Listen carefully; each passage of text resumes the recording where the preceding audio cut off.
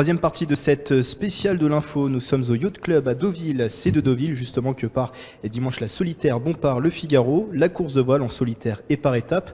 Émission consacrée au skipper et à son initiative Yves Raveau. Donc ce skipper court pour l'association Hors la Rue. Bonjour Guillaume Lardanchet. Bonjour. Et vous êtes le directeur de l'association Hors la Rue. Elle apporte un soutien aux mineurs étrangers en difficulté. Créée en 2004, Hors la Rue mène des missions à Paris et en région parisienne, et notamment en Essonne, à la prison de Fleury-Mérogis. Hors la Rue a emmené aujourd'hui 14 jeunes ici à Deauville pour le baptême du bateau. Pourquoi avoir organisé cette journée ? Pour matérialiser au moment à l'approche du départ de la course cette entente, ce partenariat entre Yves et l'association. C'était un beau symbole de baptiser le bateau. Déjà, le bateau s'appelle Hors la Rue, et d'emmener des jeunes qui assistent un petit peu à ça, des jeunes et aussi les équipes de Hors la Rue, pour qu'on fasse un petit peu corps autour de Yves à quelques jours du départ. Alors Yves Raveau le disait tout à l'heure, il a découvert un peu par hasard l'association et son combat Hors la Rue. Il écoutait une émission de radio. Comment avez-vous accueilli son initiative ? C'était une évidence pour vous d'y aller, d'y être à cette course ? Une fois qu'il nous a proposé, qu'il nous a soumis l'idée, c'était évidemment une évidence, surtout après la rencontre avec Yves, parce que ça c'est, comme on dit, ça a fité tout de suite. Au début, on n'y croyait pas trop, on a été un petit peu incrédule sur cette proposition, mais une fois qu'il nous a expliqué son projet, sa démarche, et parlé un petit peu de ses engagements passés, et puis j'espère que les auditeurs l'ont senti, c'est quelqu'un de très enthousiaste, très engagé, et c'est pas un engagement fin, c'est un engagement ancien, donc il inspire confiance, et je pense qu'il emmène aussi les gens avec lui, et on a grimpé la marche assez rapidement, ouais, sans hésiter. Et depuis l'officialisation de cette initiative, j'imagine qu'à Hors la Rue, c'était un peu une course contre la montre pour être prêt le jour du départ. Nous aussi, on est des bisus, donc on n'est pas du tout préparé, dimensionné à organiser des opérations comme ça, où il s'agit de faire un petit peu de communication, de mobiliser les médias, mais grâce à vous et à d'autres aussi, on a pu faire parler un petit peu de cette aventure. Donc ouais, c'est un peu branle-bas de combat, mais les équipes ont mobilisé les jeunes. Séverine Canal aussi, qui travaille à Hors la Rue sur les sujets de communication, a tout organisé, a vraiment fait un travail assez formidable pour qu'on puisse être sur le pied de guerre, j'ai envie de dire, et tous mobilisés, notamment aujourd'hui.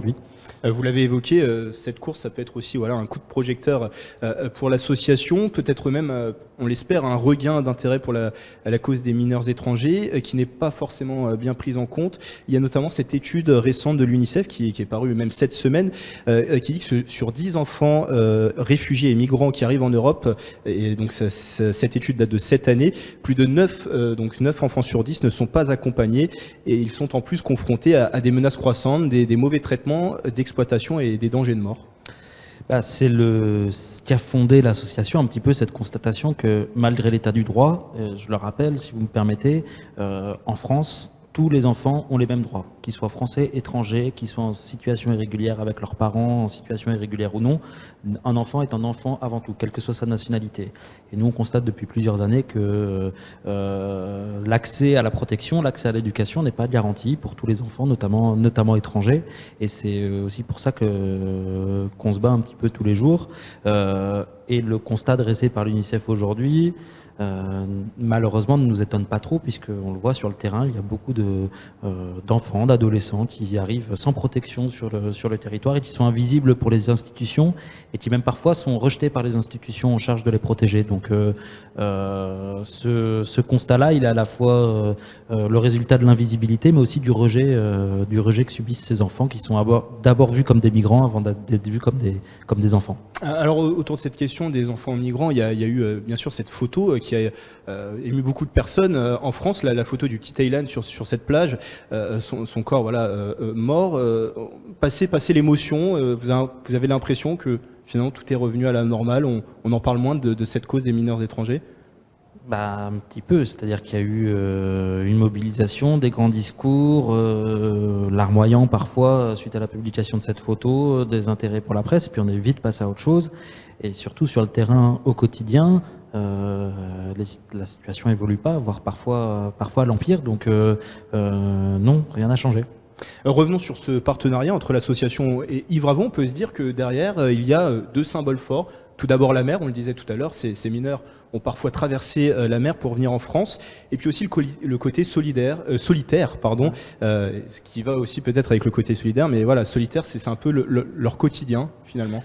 Exactement, et c'est aussi pour ça que l'entente avec Yves s'est faite parfaitement, c'est que ces deux symboles, ils nous ont sauté aux yeux tout de suite. La mer, le traumatisme de la traversée, Karine pourra en parler, mais c'est des choses sur lesquelles on a travaillé cette année, notamment en apprenant à certains jeunes à nager. On s'est rendu compte qu'il y avait des jeunes qui avaient pu traverser une mer sans savoir nager, et que ce traumatisme-là, il fallait pas le laisser, il faut travailler dessus et essayer d'y apporter des réponses.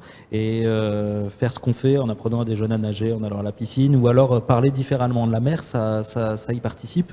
Et je trouve que c'est un beau symbole de la part d'un marin de se rendre compte que sa passion, elle est aussi un symbole plus grave pour certains jeunes. Donc c'était la première chose.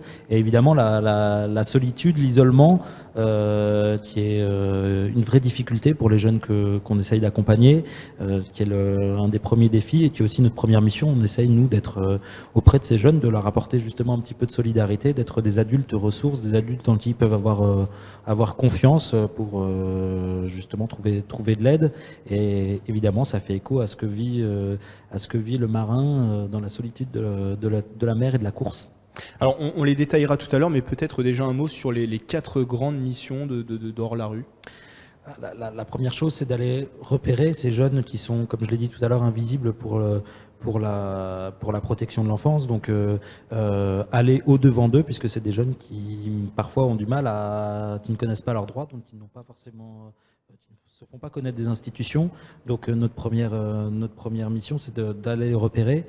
La deuxième, c'est un petit peu de les accueillir à leur rythme.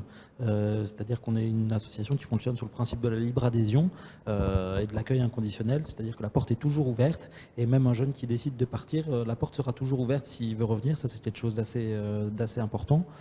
L'autre mission, c'est évidemment d'accompagner les jeunes dans leur démarche à partir du moment où ils ont une demande pour voir un médecin, pour demander une audience auprès d'un juge ou obtenir de l'aide pour tel ou tel sujet. Notre mission, c'est aussi de les accompagner dans ces démarches. Et la dernière mission, je dirais, c'est de les orienter auprès des institutions qui doivent les accompagner et qui ne les prennent pas suffisamment en charge. Donc de faire ce trait d'union-là entre leur errance et la protection, la prise en charge. Sur les objectifs de la course, tout à l'heure, Yves parlait peut-être de figurer parmi les premiers bisous. En tout cas, il l'espère. Ce serait une réussite pour l'association ?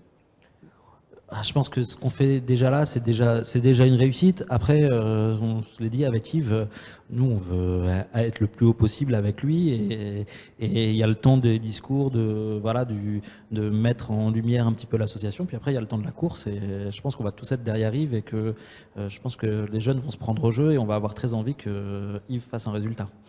Dernière chose, il y a aussi une campagne de dons qui est organisée tout au long de la course pour venir en aide à Hors-la-Rue.